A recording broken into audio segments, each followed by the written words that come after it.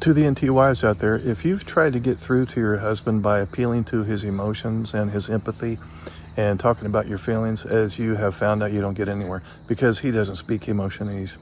If you want to get through to him, you're going to have to think like he thinks rather than insisting that he feels like you feel. And how you're going to get through to him is appeal to his logic. So stop with the speaking emotionese, just making that term up. It doesn't exist. Instead, start speaking logicese. Just a quick message to the NT spouses out there. Autism was here long before you were born, and autism is going to be here long after you're gone. It has nothing to do with you. There's no need to take it personally. It's a lot like the weather. There's going to be lightning, thunderstorms, sun, rain. It's a mixed bag.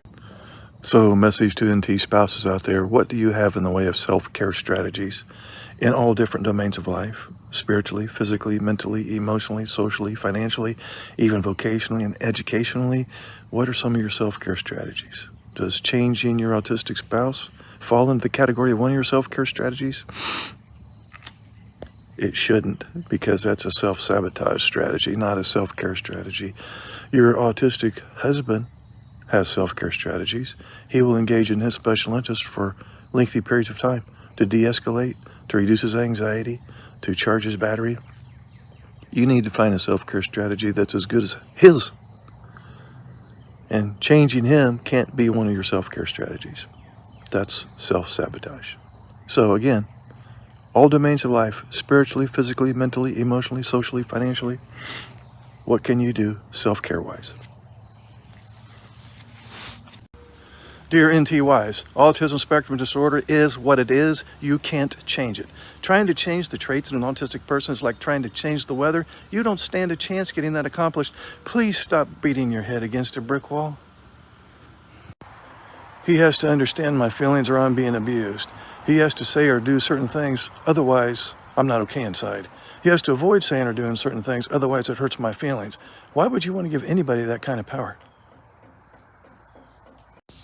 Hey, a quick message to the NT wives out there. You want to speak your autistic husband's love language? It's not going to be words of affirmation or acts of service or gifts or quality time or physical touch. Just stop pointing out what he's doing wrong. That's his love language. He would view that as a very loving thing to do. So this is a message to the NT wives out there that want to complain about what I say with respect to autistic traits. I get comments from NT wives and they will say, oh, well, Mark just says to ignore it. Just put up with it. Just live with it. I don't know where you heard that from. Not from me. What I said was the behavior problems, quote unquote, that you see in your autistic spouse that are directly related to autism, you can't change that. You can't change those traits. You can't change his behavior. That's all I'm saying. Don't put words in my mouth, lady. Message to both the NT spouses and the ASD spouses.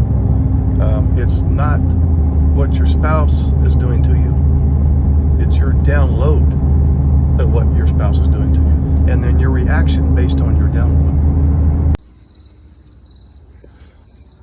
That's Tobias. You can make a point or you can keep the peace, but you can't do both, not at the same time.